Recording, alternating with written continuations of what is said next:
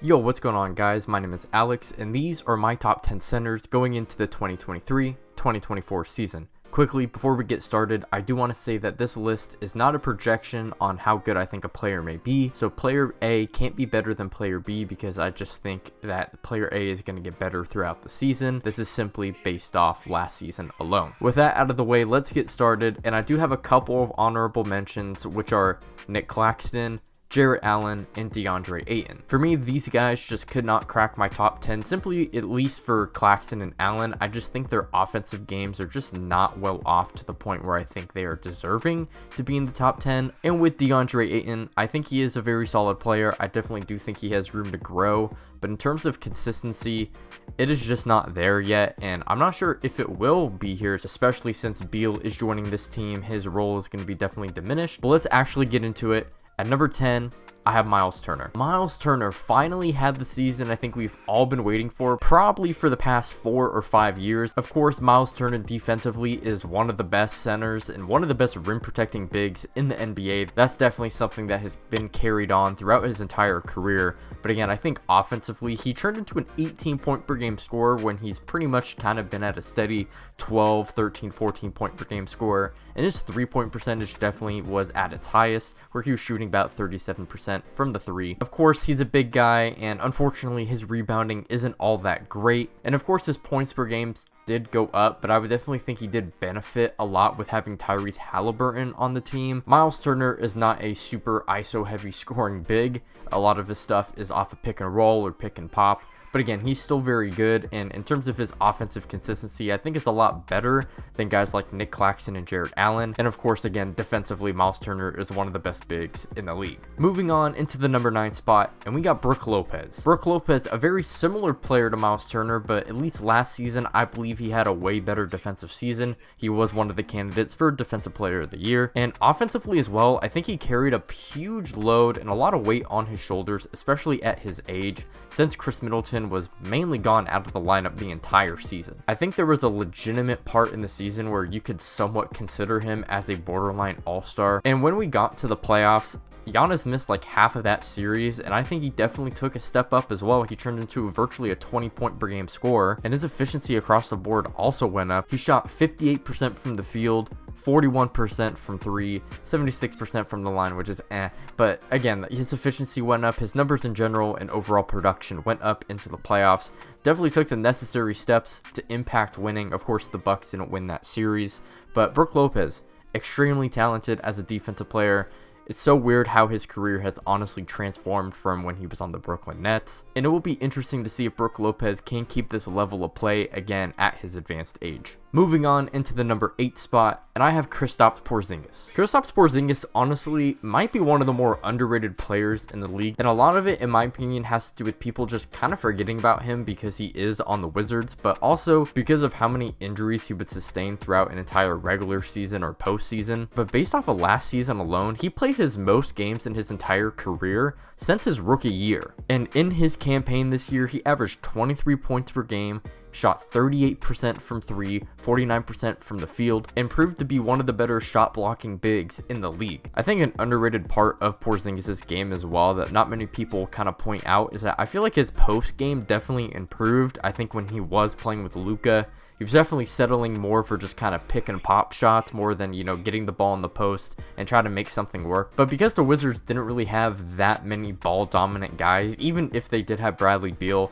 Porzingis definitely had more opportunities to score out of the post, and I definitely do think he improved in that aspect. Kristaps Porzingis on the Celtics, I think the fit is going to be really good, and I don't think Porzingis has ever been on a team as good as the Celtics, so I actually hope he does really well with them, because again, I think he's one of the more underrated players. Moving on into the number 7 spot, and with a huge fall of grace, we have Karl Anthony Towns. Cat is a great regular season player. You can count on him to give you about 20 to 23 points per game on any given night. Not only is he one of the better 3-point shooting bigs in the league, but I would just say he's one of the better 3-point shooters in the league regardless of position. But the reason why he may be lower on my list compared to where you guys have him is just mainly because of his playoff translation. Cat has been in the postseason 3 times in his career, and 2 out of those 3 times he has absolutely poo-pooed his pants. His efficiency in general just kind of falls down a cliff, especially from 3. And to add insult to injury, not only does he also become a pretty major turnover machine, but he is also one of the worst defenders probably in the league. And this dude just cannot stay out of foul trouble. Look, man, Cat's gonna be 28 next season. He's 27 right now.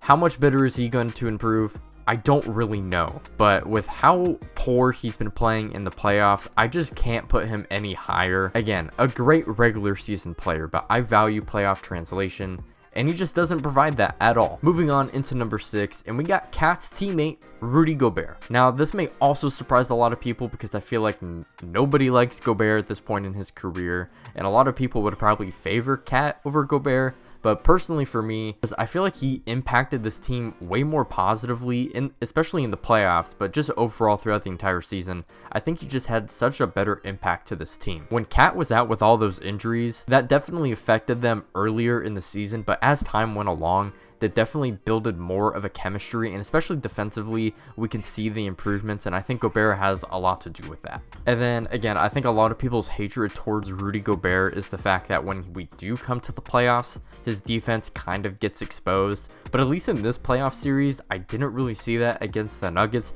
I actually feel like Gobert kind of held his own against Jokic, despite Jokic still going off and being one of the best players in the league. And even though he didn't shut down Jokic and Jokic still did his thing, I still thought Gobert did a very fine job defensively. And again, I just think he was the better player, especially in the playoffs, than Cat.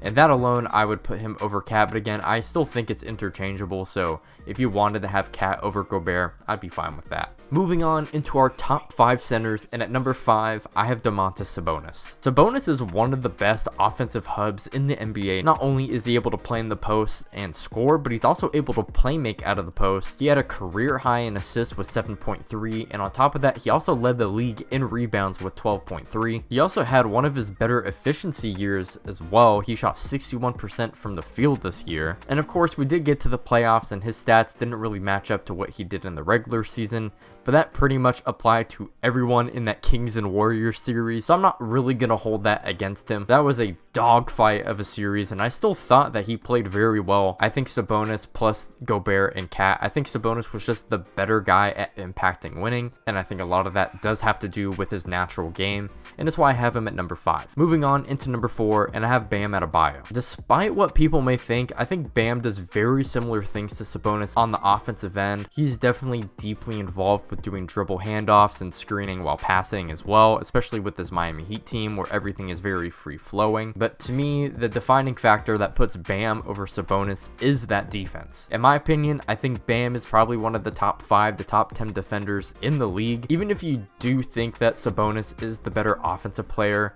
I do not think the offensive gap between Bam and Sabonis is as big as the defensive gap between them. And Bam's numbers in the playoffs also slightly go down, but to be honest, that wasn't really something that I was noticing just in terms of eye test. I never felt like Bam was letting the team down, and especially in the final series against the Nuggets, I would argue he was the best player for the Heat in that series. I honestly don't think there's much of an argument to have Sabonis over Bam. I think it's pretty clear cut, but if you wanted to have Sabonis over Bam, I guess, but in my opinion, I just don't think it's relatively close. Moving on to number 3, I have Anthony Davis. AD proved this year, in my opinion, that he is one of the best defenders in the league. I think he definitely has the case to be the best defender in the league. From what we saw in the playoffs, he's definitely the best rim protector in the league, and he definitely held his own on the perimeter as well. And when it comes down to it, I think day in and day out throughout this entire year, I think AD was the best player on the Lakers. Despite the inconsistencies on offense, Anthony Davis was always there on the defensive end. There was never a night where Anthony Davis was taking a day off on defense. And when it comes to the ways in which the Lakers were winning games, it was never because of their offense, in my opinion.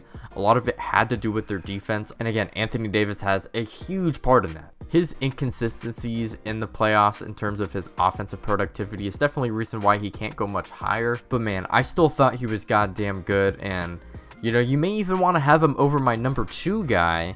And at number 2, I have Joel Embiid. I hope to God I don't have to explain myself in terms of why Joel Embiid is not number 1, because I think we all know who number 1 is at this point. But when it comes to why I have Joel Embiid over Anthony Davis, Embiid, again, he deserved MVP. I definitely don't think he was not deserving of it. He definitely had the stats to prove it.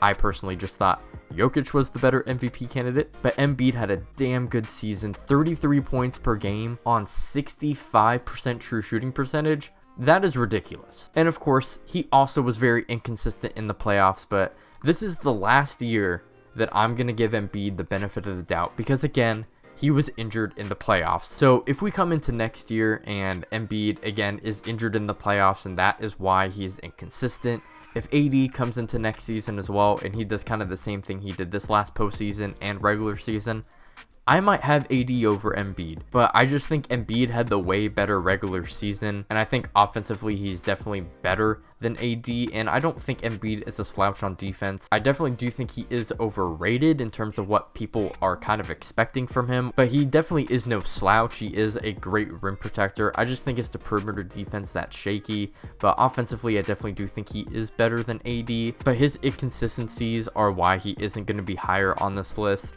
And I'm just going to give him the benefit of the doubt and just keep him here at number 2. And moving on into number 1, it's my boy, it's my favorite player, it's Nikola Jokic. This man proved everybody wrong the entire season, and it just makes me so happy. He virtually averaged a triple-double the entire regular season. He was 0.2 assists away from it, and then when we got to the playoffs, he also almost averaged a triple-double with not only with his general numbers going up, but also his efficiency and just volume in general. And I think he proved a lot of people wrong in terms of he's really not that bad of a defender. From what we saw in the playoffs, there wasn't really any particular moments where we saw him getting exposed. Granted, he didn't really play any teams that really exposed his weaknesses on defense. I think if you played the Warriors, I think those weaknesses definitely would have been shown more.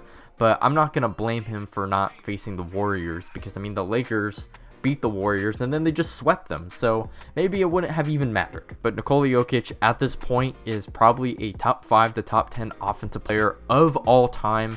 That is truly how great he is on offense. He truly, in my opinion, has no real weaknesses on that side of the ball, and defensively he's not bad, and to me that just makes him the clear-cut best center in the league. Well, those are my top 10 centers going into next season. Let me know down below what y'all think. If you enjoyed, make sure to like and sub. I'm trying to get to 1,000 subs by the end of the year, so it means a lot. Check out my socials down below in the description. You can also check out this video somewhere on the screen where I go over my top 10 power forwards going into next season.